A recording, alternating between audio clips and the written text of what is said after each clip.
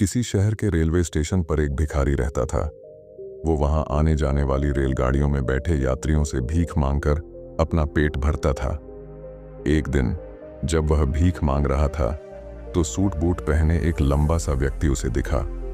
उसने सोचा कि यह व्यक्ति बहुत अमीर लगता है, इससे भीख मांगने पर यह मुझे जरूर अच्छे पैसे देगा। वह उस लंबे व्यक्ति से भीख मांगने लगा। भिखारी को देखकर उस लंबे व्यक्ति ने कहा, तुम हमेशा मांगते ही रहते हो, क्या कभी किसी को कुछ देते भी हो? भिखारी बोला, साहब मैं तो भिखारी हूं, हमेशा लोगों से मांगता ही रहता हूं। मेरी इतनी औकात कहां कि किसी को कुछ दे सकूं।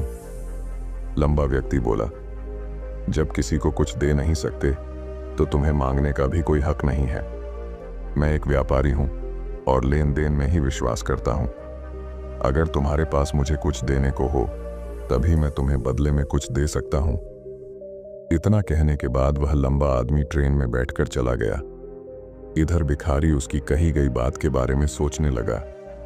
उस लंबे व्यक्ति के द्वारा कही गई बात उस भिखारी के दिल में उतर गई।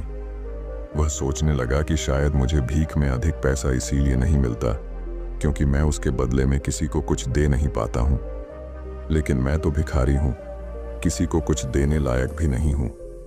लेकिन कब तक मैं लोगों को बिना कुछ दिए केवल मांगता ही रहूंगा? बहुत सोचने के बाद उस भिखारी ने निर्णय किया कि जो भी व्यक्ति उसे भीख देगा उसके बदले में वह भी उस व्यक्ति को कुछ जरूर देगा। लेकिन अब उसके दिमाग में यह प्रश्न चल रहा था कि वह खुद भिखारी है तो भीख के बदले में वह दूसरों को क्या दे सकता है। इस बात को सोचते हुए 2 दिन हो गए, लेकिन उसे अपने प्रश्न का कोई उत्तर नहीं मिला था। तीसरे दिन जब वह स्टेशन के पास बैठा हुआ था तभी उसकी नजर कुछ फूलों पर पड़ी जो स्टेशन के आसपास के पौधों पर खिल रहे थे। उसने सोचा, क्यों ना मैं लोगों को भीख के बदले कुछ फूल दे दिया करूं। उसको अपना यह विचार अच्छा लगा और उसने वहां से कुछ फूल तोड़ लिए। अब वह ट्रेन में भीख मांगने पहुंचा। अब जब भी कोई उसे भीख देता तो उसके बदले में वह भीख देने वाले को कुछ फूल दे देता। उन फूलों को लोग खुश होकर अपने पास रख लेते थे। अब भिखारी रोज फूल तोड़ता और भीख के बदले में उन फूलों को लोगों में बांट देता था। कुछ ही दिनों में उसने महसूस किया कि अब उसे बहुत अधिक लोग भीख देने लगे हैं। वह स्टेशन के पास के सभी फूलों को तोड़ लाता था। जब तक उसके पास फूल रहते थे तब तक उसे बहुत से लोग भीख देते थे, लेकिन जब फूल बांटते बांटते खत्म हो जाते तो उसे भीख भी नहीं मिलती थी। अब रोज ऐसा ही चलता रहा। एक दिन जब वह भीख मांग रहा था तो उसने देखा कि वही लंबा व्यक्ति ट्रेन में बैठा है जिसकी वजह से उसे भीख के बदले फूल देने की प्रेरणा मिली थी। वह तुरंत उस व्यक्ति के पास पहुंच गया और भीख मांगते हुए बोला, आज मेरे पास आपको देने के लिए कुछ फूल हैं। आप मुझे भीख दीजिए तो बदले में मैं आपको कुछ फूल दूंगा। उस लंबे व्यक्ति ने उसे भीख के रूप में कुछ पैसे दे दिए और भिखारी ने कुछ फूल उसे दे दिए। उस लंबे व्यक्ति को यह बात बहुत पसंद आई। वह बोला, वाह क्या बात है, आज तुम भी मेरी तरह एक व्यापारी बन गए हो। इतना कहकर फूल लेकर वह लंबा व्यक्ति अपने स्टेशन पर उतर गया। लेकिन उस लंबे व्यक्ति द्वारा कही गई बात एक बार फिर से उस भिखारी के दिल में उतर गई। वह बार बार उस लंबे व्यक्ति के द्वारा कही गई बात के बारे में सोचने लगा और बहुत खुश होने लगा। उसकी आंखें अब चमकने लगीं। उसे लगने लगा कि अब उसके हाथ सफलता की वह चाबी लग गई है जिसके द्वारा वह अपने जीवन को बदल सकता है। वह तुरंत ट्रेन से नीचे उतरा और उत्साहित होकर बहुत तेज आवाज में ऊपर आसमान की तरफ देखकर बोला, मैं भिखारी नहीं हूं, मैं तो एक व्यापारी हूं, मैं भी अमीर बन सकता हूं।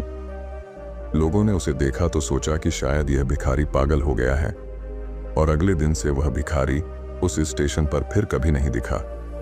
लेकिन 6 महीने बाद इसी स्टेशन पर 2 व्यक्ति सूट बूट पहने हुए यात्रा कर रहे थे। दोनों ने एक दूसरे को देखा तो उनमें से एक ने दूसरे से हाथ मिलाया और कहा, क्या आपने मुझे पहचाना? दूसरा व्यक्ति बोला, नहीं, क्योंकि मेरे हिसाब से हम लोग पहली बार मिल रहे हैं। पहला व्यक्ति बोला, नहीं, आप याद कीजिए, हम पहली बार नहीं बल्कि तीसरी बार मिल रहे हैं। दूसरा व्यक्ति बोला, मुझे याद नहीं, वैसे हम पहले 2 बार कब मिले थे?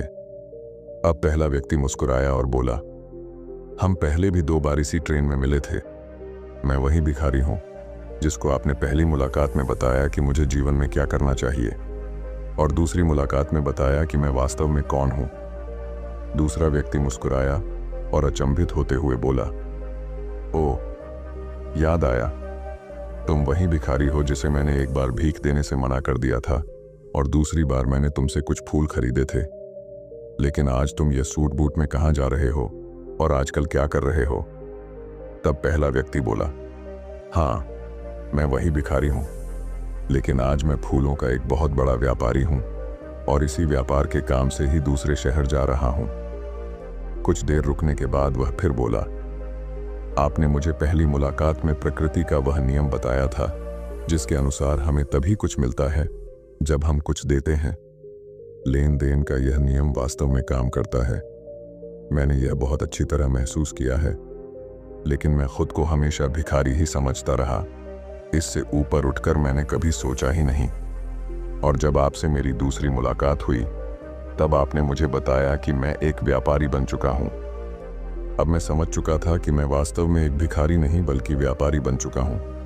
मैंने समझ लिया था कि लोग मुझे इतनी भीख क्यों दे रहे हैं, क्योंकि वह मुझे भीख नहीं दे रहे थे बल्कि उन फूलों का मूल्य चुका रहे थे। सभी लोग मेरे फूल खरीद रहे थे क्योंकि इससे सस्ते फूल उन्हें कहाँ मिलते। मैं लोगों की नज़रों में एक छोटा व्यापारी था, लेकिन मैं अपनी नज़रों में एक भिखारी ही था। आपके बताने पर मुझे समझ आ गया कि मैं एक छोटा व्यापारी हूँ। मैंने ट्रेन में फूल बांटने से जो पैसे इकट्ठे किए थे उनसे बहुत से फूल खरीदे और फूलों का व्यापारी बन गया। यहाँ के लोगों को फूल बहुत पसंद है और उनकी इसी पसंद ने मुझे आज फूलों का एक बहुत बड़ा व्यापारी बना दिया। दोनों व्यापारी अब खुश थे और स्टेशन आने पर साथ उतरे और अपने अपने व्यापार की बात करते हुए आगे बढ़ गए। दोस्तों, इस कहानी से हमें बहुत कुछ सीखने को मिलता है। कहानी में लंबा व्यापारी गिव एंड टेक के नियम को बहुत अच्छी तरह जानता था। दुनिया के सभी बड़े व्यापारी इसी जीवन के नियम का उपयोग करके सफल हुए हैं। इस फॉर्मूले को उसने भिखारी को भी बताया। भिखारी ने इस प्राकृतिक नियम को अपना लिया और इसका असर उसके जीवन में साफ दिखाई देने लगा। उसने अपनी सोच बदली और उसकी जिंदगी बदल गई। यह कहानी हमें बताती है कि हम यदि अपनी सोच बदल लें तो कुछ भी हासिल किया जा सकता है। यदि हम खुद को छोटा समझते रहेंगे तो हम हमेशा छोटे ही बने रहेंगे। बड़ा बनने के लिए हमें अपनी सोच को बदलना होगा और खुद के बारे में बड़ा सोचना होगा। कहानी का सार यह है कि सफलता आपकी सोच में छुपी होती है। खुद का आत्मसम्मान जगाइए, अपनी सोच को बड़ा बनाइए और देखिए कैसे आप सफलता के शिखर पर पहुंच जाते हैं।